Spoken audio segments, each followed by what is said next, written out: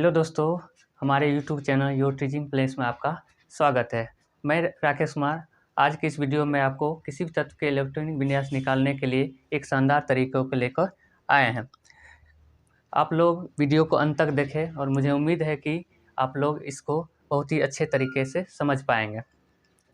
किसी भी तत्व के इलेक्ट्रॉनिक विन्यास को जानने के लिए सबसे पहले आपको 4 अक्षरों को अपने माइंड में याद रखना होगा, और वो 4 अक्षर कौन कौन से हैं? वो है एस, पी, डी एवं एफ। एस, पी, डी एवं एफ।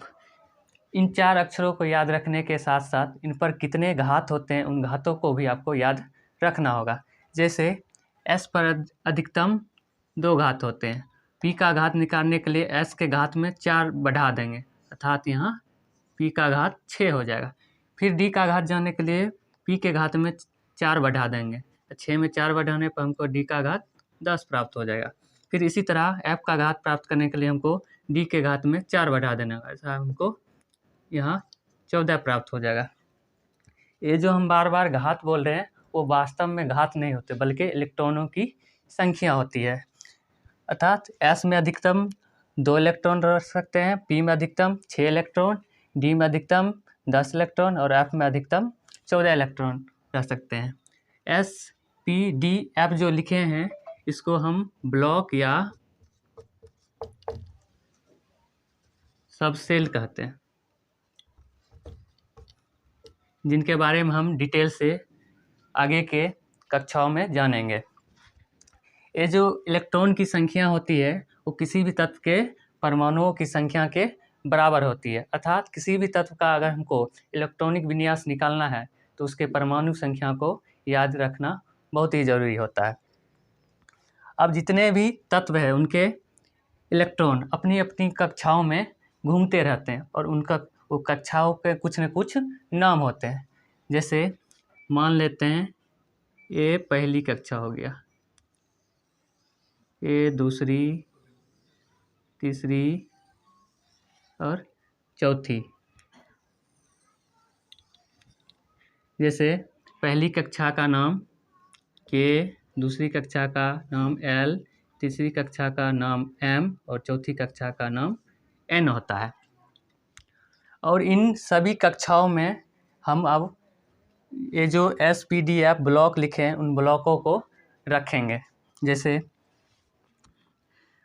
पहला कक्षा को हम के माने हैं, दूसरी कक्षा को एल माने हैं, तीसरी कक्षा को एम माने हैं और चौथी कक्षा को हम एन माने हैं। अब इन कक्षाओं में हम ऊपर के जो एस, पी, डी, एफ है जिसको ब्लॉक या सबसेल कहते हैं उनको रखेंगे। जैसे पहली कक्षा एक है, के है, तो इसमें सिर्फ हम एक ब्लॉक यानी एस को रखेंगे। फिर दूसरी कक्षा है एल, इसलिए इसमें 2 ब्लॉक को रखेंगे, एस एवं पी को।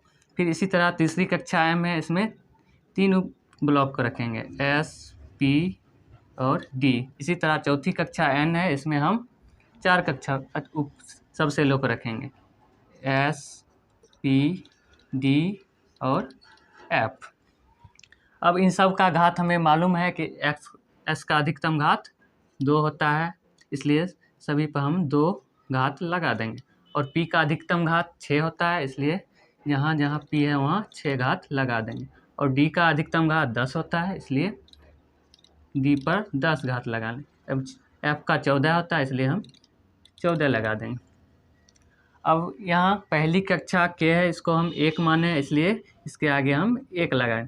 दूसरी कक्षा एल है और इसको हम 2 माने, इसलिए सबके आगे 2 लगा देंगे, जिससे हमें पता लग जाएगा कि किन कक्षाओं के उपसेल है। फिर इसी तरह तीसरी कक्षा एम है, इसके आगे हम 3 लगा देंगे। फिर इसी तरह चौथी कक्षा एन है, इन सब के सबसेल के आगे हम 4 लगा देंगे। इसको लिखने के बाद अब हम इसको क्रॉस काटेंगे। जैसे 1s, 2s, 3s के सामने है 2p, तो इसको काटेंगे। फिर 4s के सामने है 3p, इसलिए हम इसको काटेंगे। फिर 4p के सामने है 3d, इसलिए हम इसको काटेंगे। फिर 4D, फिर 4F। अब इन कक्षाओं को काटने की ज़रूरत क्यों पड़ी है, हम एग्जाम्पल लेकर समझते हैं। जैसे मुझे कहा जाए कि हमको सोडियम का इलेक्ट्रॉनिक विन्यास निकालना है, तो हमें पता है कि सोडियम का परमाणु संख्या 11 होता है, और जितनी परमाणु संख्या है उतना ही हमको इलेक्ट्रॉनिक विन्यास में इलेक्ट्रॉनों की संख्या को पुराना होता है। जैसे पहली कक्षा 1s है, इसलिए हम पहले लिखेंगे 1s²। फिर इसके आगे कोई भी सबसेल नहीं कटा, इसलिए हम नहीं लिखेंगे। उसके बाद दूसरी कक्षा 2s में जाता है, इसलिए हम लिखेंगे 2s²। फिर 2s के आगे भी कोई उपसेल नहीं कटा है, इसलिए हम उसको नहीं लिखेंगे। फिर 2s के बाद हम जाते हैं 2p में, इसलिए हम इसको लिखेंगे 2p6। अब यहाँ हमको इलेक्ट्रॉन की संख्या को जोड़ कर देखना भी है कि यहाँ 11 पुर तो नहीं गया, अगर पुर गया हो तो वहीं रोक देंगे। इससे अभी पूरा है 2 2 4 6 4 6 10 पूरा है, यानी हमको 11 पुराने के एक और इलेक्ट्रॉन की संख्या चाहिए। इसलिए 2p के बाद यहाँ देखते हैं कि 3s सब सेल में जाता है, इसलिए हम यहाँ पर लिखेंगे 3s1।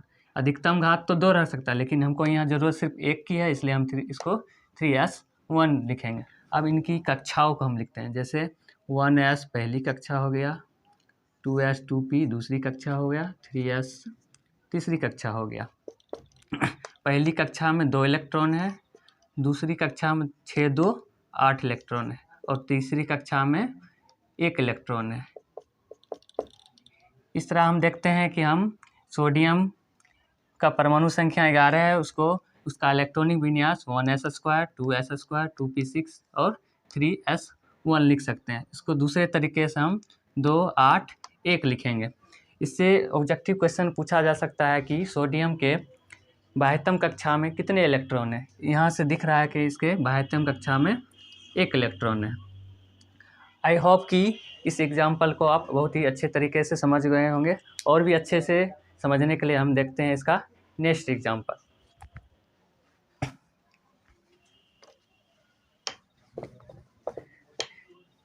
जैसे मुझे क्लोरीन का इलेक्ट्रॉनिक विन्यास निकालना है। क्लोरीन की परमाणु संख्या 17 होती है। ठीक उसी तरह पहली कक्षा का पहला सबसेल हमको 1s लेना है, फिर 1s के बाद 2s 2s² लिखेंगे इसको। 2s के बाद 2p में जाता है, इसलिए इसको हम 2p6 लिखेंगे। फिर 2p के बाद हम काटने पर हमें 3x मिलता है, इसलिए हम 3s में जाएंगे, 3s²। उसके बाद 3s के बाद हम 3p में जाते हैं, इसलिए हम लिखेंगे इसको 3p6। अब हम इसमें इलेक्ट्रॉनों की संख्या को गिनते हैं कि 17 पूरा है कि नहीं। यहाँ गिनने पर हमें प्राप्त हो रहा है 2 2 4 6 10 2 12 6 18। यहाँ क्लोरीन की परमाणु संख्या 17 है, लेकिन यहाँ पर 18 हो गया, क्योंकि अधिकतर p सब सेल में अधिकतर 6 इलेक्ट्रॉन रख सकते हैं, लेकिन यहाँ 6 लेने पर हमको 18 हो जाते हैं, इसलिए इससे 6 लेकर हमको सिर्फ 5 ही लेना पड़ेगा। अब हम इसके कक्षाओं को गिनते हैं। 1s 1 कक्षा हो गया, 2s 2p 2 कक्षा हो गया, 3s 3p 3 कक्षा हो गया। अब पहली कक्षा में अधिकतम 2 इलेक्ट्रॉन है, दूसरी कक्षा में 6 2 8 है, और तीसरी कक्षा में 5 2 7 है। इस तरह हम देखते हैं कि क्लोरीन के बाह्यतम कक्षा में 7 इलेक्ट्रॉन है। और भी अच्छे तरीके से समझने के लिए एक और एग्जाम्पल हम लेते हैं, ताकि आप बेहतर तरीके से समझ सकें।